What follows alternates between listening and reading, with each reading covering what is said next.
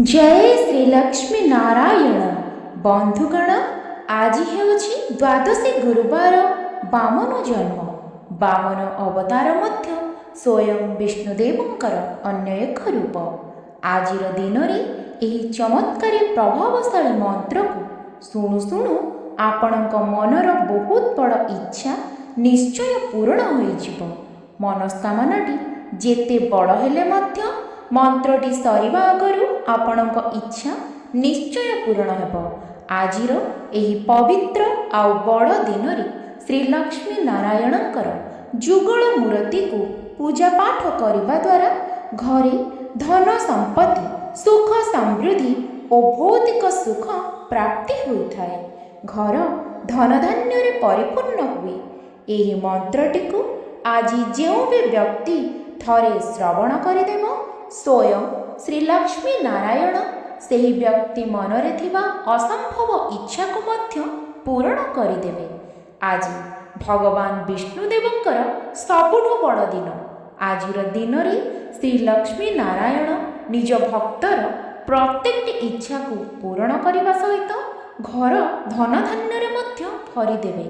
जदि श्री लक्ष्मी नारायणकर आशीर्वाद चाहूछंती तेबे वीडियोटी को लाइक करी कमेंट रे जय श्री लक्ष्मी नारायण लेख। ओम ह्रीं श्रीं क्लीं चक्रधरा खंडभुज वासुदेवाय मनोवांछित फलं मे देहि स्वाहा। ओम श्रीं महालक्ष्मी धनं मे देहि स्वाहा। ओम ह्रीं श्रीं क्लीं चक्रधरा खंडभुज वासुदेवाय मनोवांछित फलं मे देहि स्वाहा। ओम श्रीं महालक्ष्मी धनं देहि मे स्वाहा। ओम ह्रीं श्रीं क्लीं चक्रधरा खंडभुज वासुदेवाय मनोवांछित फलं मे देहि स्वाहा। ओम श्रीं महालक्ष्मी धनं देहि मे स्वाहा। ओम ह्रीं श्रीं क्लीं चक्रधरा खंडभुज वासुदेवाय मनोवांछित फलं मे देहि स्वाहा। ओम श्रीं महालक्ष्मी धनं देहि मे स्वाहा।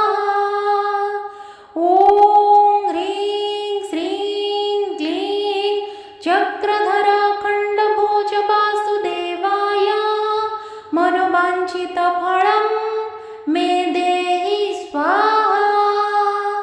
ओम श्रीं महालक्ष्मी धनं देहि मे स्वाहा।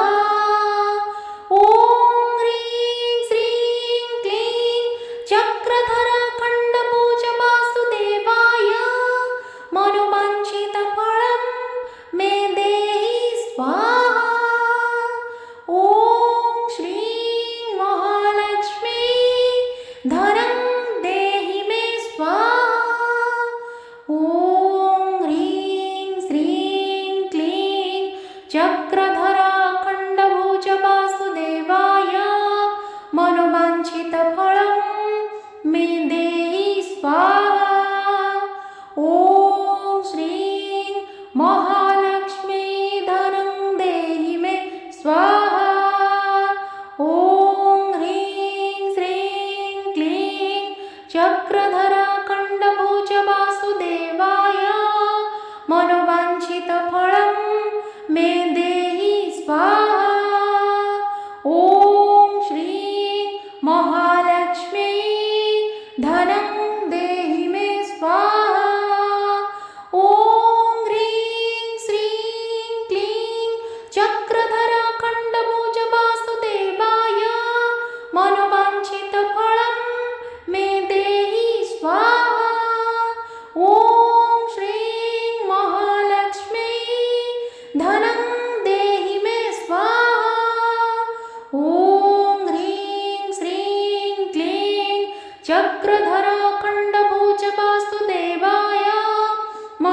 मनोवाञ्छितफलं मे देहि स्वाहा।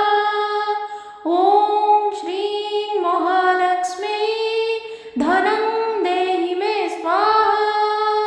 ॐ ह्रीं श्रीं क्लीं चक्रधरखण्डभुज वासुदेवाय मनोवाञ्छितफलं मे देहि स्वाहा। ॐ श्रीं महालक्ष्मी धनं देहि मे स्वाहा। ॐ ह्रीं श्रीं क्लीं चक्रधरखण्डभुज वासुदेवाय मनोवाञ्छितफलं मे देहि स्वाहा। ॐ श्रीं महालक्ष्मी धनं मे देहि स्वाहा। ॐ ह्रीं श्रीं क्लीं चक्रधरखण्डभुज वासुदेवाय मनोवाञ्छितफलं मे देहि स्वाहा। ॐ श्रीं महालक्ष्मी धनं देहि मे स्वाहा। ॐ ह्रीं श्रीं क्लीं चक्रधरखण्डभुज वासुदेवाय मनोवाञ्छितफलं मे देहि स्वाहा। ॐ श्रीं महालक्ष्मी धनं देहि मे स्वाहा। ॐ ह्रीं श्रीं क्लीं चक्रधरखण्डभुज वासुदेवाय मनोवाञ्छितफलं मे देहि स्वाहा। ॐ श्रीं महालक्ष्मी धनं देहि मे स्वाहा। ॐ ह्रीं श्रीं क्लीं चक्रधरखण्डभुज वासुदेवाय मनोवाञ्छितफलं मे देहि स्वाहा। ॐ श्रीं महालक्ष्मी धनं देहि मे स्वाहा। ॐ ह्रीं श्रीं क्लीं चक्रधरखण्डभुज वासुदेवाय मनोवाञ्छितफलं मे देहि स्वाहा। ॐ श्रीं महालक्ष्मी धनं देहि मे स्वाहा। ॐ ह्रीं श्रीं क्लीं चक्रधरखण्डभुज वासुदेवाय मनोवाञ्छितफलं मे देहि स्वाहा। ॐ श्रीं महालक्ष्मी धनं देहि मे स्वाहा। ॐ ह्रीं श्रीं क्लीं चक्रधरखण्डभुज वासुदेवाय मनोवाञ्छितफलं मे देहि स्वाहा। ॐ श्रीं महालक्ष्मी धनं देहि मे स्वाहा। ॐ ह्रीं श्रीं क्लीं चक्रधरखण्डभुज वासुदेवाय मनोवाञ्छितफलं मे देहि स्वाहा। ॐ श्रीं महालक्ष्मी धनं देहि मे स्वाहा। ॐ ह्रीं श्रीं क्लीं चक्रधरखण्डभुज वासुदेवाय मनोवाञ्छितफलं मे देहि स्वाहा। ॐ श्रीं महालक्ष्मी धनं देहि मे स्वाहा। ॐ ह्रीं श्रीं क्लीं चक्रधरखण्डभुज वासुदेवाय मनोवाञ्छितफलं मे देहि स्वाहा। ॐ श्रीं महालक्ष्मी धनं देहि मे स्वाहा। ॐ ह्रीं श्रीं क्लीं चक्रधरखण्डभुज वासुदेवाय मनोवाञ्छितफलं मे देहि स्वाहा। ॐ श्रीं महालक्ष्मी धनं मे देहि स्वाहा। ॐ ह्रीं श्रीं क्लीं चक्रधराखण्डभुज वासुदेवाय मनोवाञ्छितफलं मे देहि स्वाहा। ॐ श्रीं महालक्ष्मी धनं देहि मे स्वाहा। ॐ ह्रीं श्रीं क्लीं चक्रधराखण्डभुज वासुदेवाय मनोवाञ्छितफलं मे देहि स्वाहा। ॐ श्रीं महालक्ष्मी धनं देहि मे स्वाहा। ॐ ह्रीं श्रीं क्लीं चक्रधराखण्डभुज वासुदेवाय मनोवाञ्छितफलं मे देहि स्वाहा। ॐ श्रीं महालक्ष्मी धनं देहि मे स्वाहा। ॐ ह्रीं श्रीं क्लीं चक्रधराखण्डभुज वासुदेवाय मनोवाञ्छितफलं मे देहि स्वाहा। ॐ श्रीं महालक्ष्मी धनं देहि मे स्वाहा। ॐ ह्रीं श्रीं क्लीं चक्रधराखण्डभुज वासुदेवाय मनोवाञ्छितफलं मे देहि स्वाहा। ॐ श्रीं महालक्ष्मी धनं देहि मे स्वाहा। ॐ ह्रीं श्रीं क्लीं चक्रधराखण्डभुज वासुदेवाय मनोवाञ्छितफलं मे देहि स्वाहा। ॐ श्रीं महालक्ष्मी धनं देहि मे स्वाहा। ॐ ह्रीं श्रीं क्लीं चक्रधराखण्डभुज वासुदेवाय मनोवाञ्छितफलं मे देहि स्वाहा। ॐ श्रीं महालक्ष्मी धनं देहि मे स्वाहा। ॐ ह्रीं श्रीं क्लीं चक्रधराखण्डभुज वासुदेवाय मनोवाञ्छितफलं मे देहि स्वाहा। ॐ श्रीं महालक्ष्मी धनं देहि मे स्वाहा। ॐ ह्रीं श्रीं क्लीं चक्रधराखण्डभुज वासुदेवाय मनोवाञ्छितफलं मे देहि स्वाहा। ॐ श्रीं महालक्ष्मी धनं देहि मे स्वाहा।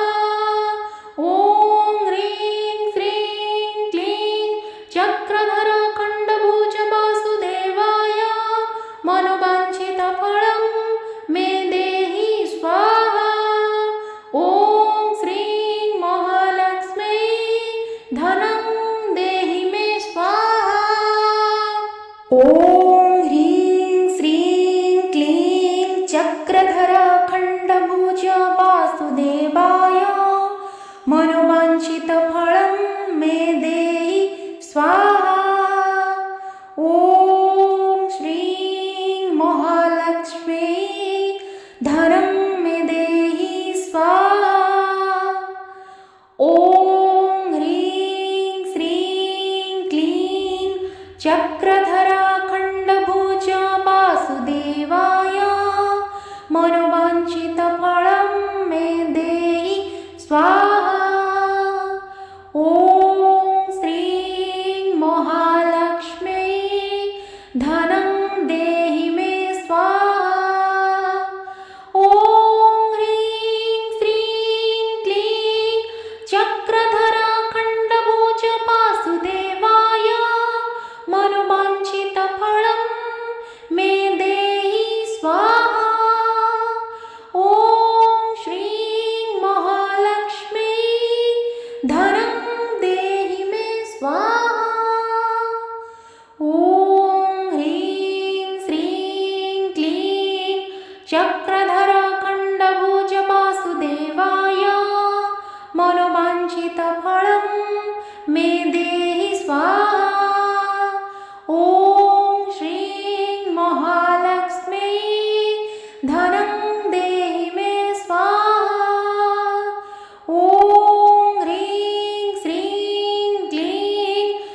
चक्रधर खण्डभोज वासुदेवाय मनोवाञ्छितफलं मे देहि स्वाहा। ॐ श्रीं महालक्ष्मी धनं देहि मे स्वाहा। ॐ ह्रीं श्रीं क्लीं चक्रधर खण्डभोज वासुदेवाय मनोवाञ्छितफलं मे देहि स्वाहा। ॐ श्रीं महालक्ष्मी धनं देहि मे स्वाहा। ॐ ह्रीं श्रीं क्लीं चक्रधर खण्डभोज वासुदेवाय मनोवाञ्छितफलं मे देहि स्वाहा। ॐ श्रीं महालक्ष्मी धनं देहि मे स्वाहा। ॐ ह्रीं श्रीं क्लीं चक्रधर खण्डभोज वासुदेवाय मनोवाञ्छितफलं मे देहि स्वाहा। ॐ श्रीं महालक्ष्मी धनं देहि मे स्वाहा। ॐ ह्रीं श्रीं क्लीं चक्रधर खण्डभोज वासुदेवाय मनोवाञ्छितफलं मे देहि स्वाहा। ॐ श्रीं महालक्ष्मी धनं देहि मे स्वाहा। ॐ ह्रीं श्रीं क्लीं चक्रधर खण्डभोज वासुदेवाय मनोवाञ्छितफलं मे देहि स्वाहा। ॐ श्रीं महालक्ष्मी धनं देहि मे स्वाहा। ॐ ह्रीं श्रीं क्लीं चक्रधर खण्डभोज वासुदेवाय मनोवाञ्छितफलं मे देहि स्वाहा। ॐ श्रीं महालक्ष्मी धनं देहि मे स्वाहा। ॐ ह्रीं श्रीं क्लीं चक्रधर खण्डभोज वासुदेवाय मनोवाञ्छितफलं मे देहि स्वाहा। ॐ श्रीं महालक्ष्मी धनं मे देहि स्वाहा। ॐ ह्रीं श्रीं क्लीं चक्रधर खण्डभोज वासुदेवाय मनोवाञ्छितफलं मे देहि स्वाहा।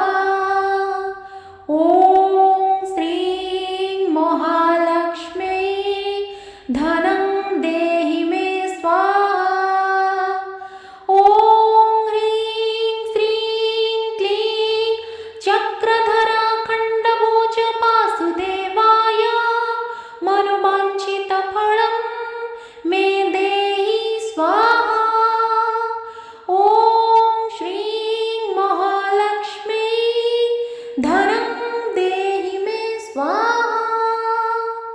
ॐ ह्रीं श्रीं क्लीं चक्रधर खण्डभोज वासुदेवाय मनोवाञ्छितफलं मे देहि स्वाहा।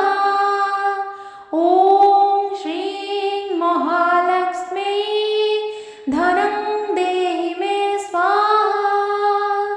ॐ ह्रीं श्रीं क्लीं चक्रधर खण्डभोज वासुदेवाय मनोवाञ्छितफलं मे देहि स्वाहा।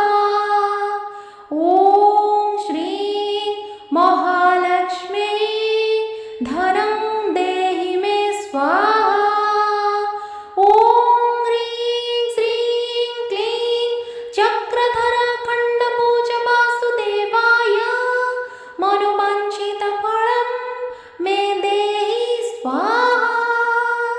ॐ श्रीं महा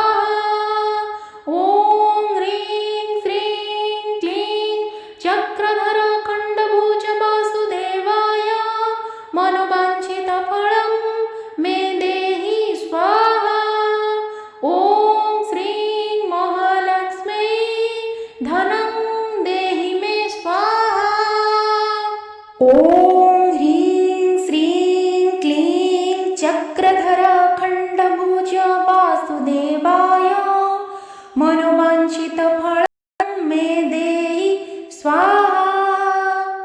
ॐ श्रीं महालक्ष्मी धनं मे देहि स्वाहा। ॐ ह्रीं श्रीं क्लीं चक्रधराखण्डभुज वासुदेवाय मनोवाञ्छितफलं मे देहि स्वाहा। ॐ श्रीं महालक्ष्मी धनं देहि मे स्वाहा। ॐ ह्रीं श्रीं क्लीं चक्रधराखण्डभुज वासुदेवाय मनोवाञ्छितफलं मे देहि स्वाहा। ॐ श्रीं महालक्ष्मी धनं देहि मे स्वाहा। ॐ ह्रीं श्रीं क्लीं चक्रधराखण्डभुज वासुदेवाय मनोवाञ्छितफलं मे देहि स्वाहा। ॐ श्रीं महालक्ष्मी धनं देहि मे स्वाहा। ॐ ह्रीं श्रीं क्लीं चक्रधराखण्डभुज वासुदेवाय मनोवाञ्छितफलं मे देहि स्वाहा। ॐ श्रीं महालक्ष्मी धनं देहि मे स्वाहा।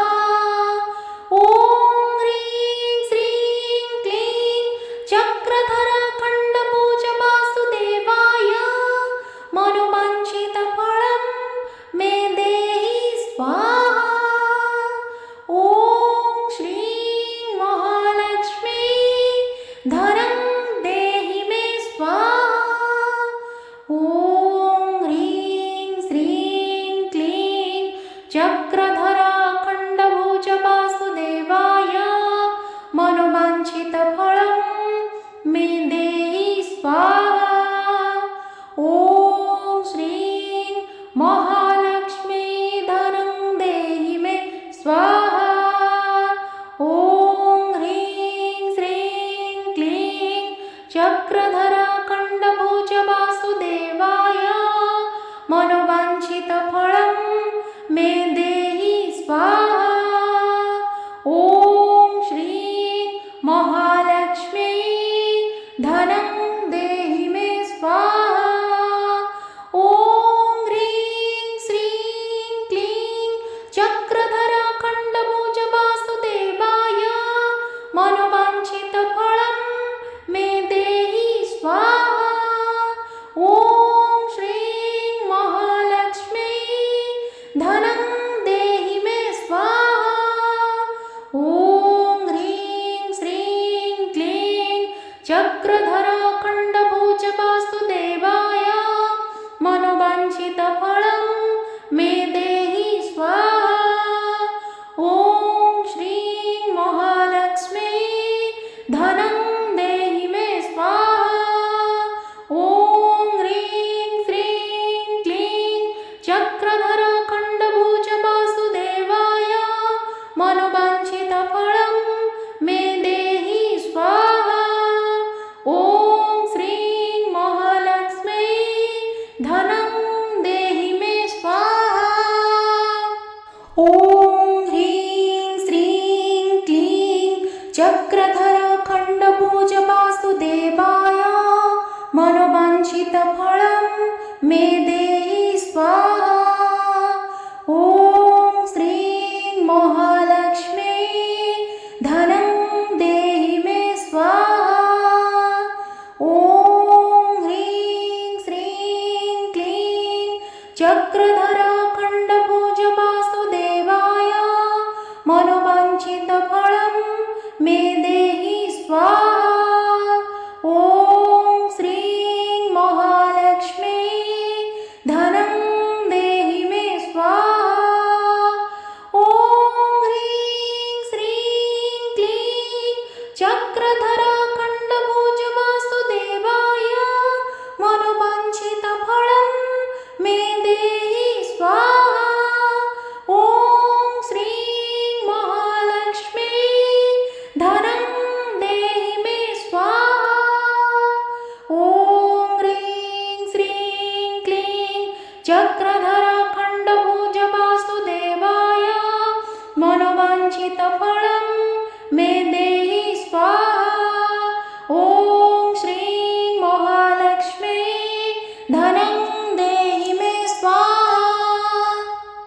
ॐ ह्रीं श्रीं क्लीं चक्रधर खण्डभुज वासुदेवाय मनोवाञ्छितफलं मे देहि स्वाहा। ॐ श्रीं महालक्ष्मी धनं देहि मे स्वाहा। ॐ ह्रीं श्रीं क्लीं चक्रधर खण्डभुज वासुदेवाय मनोवाञ्छितफलं मे देहि स्वाहा। ॐ श्रीं महालक्ष्मी धनं देहि मे स्वाहा। ॐ ह्रीं श्रीं क्लीं चक्रधर खण्डभुज वासुदेवाय मनोवाञ्छितफलं मे देहि स्वाहा। ॐ श्रीं महालक्ष्मी धनं देहि मे स्वाहा। ॐ ह्रीं श्रीं क्लीं चक्रधर खण्डभुज वासुदेवाय मनोवाञ्छितफलं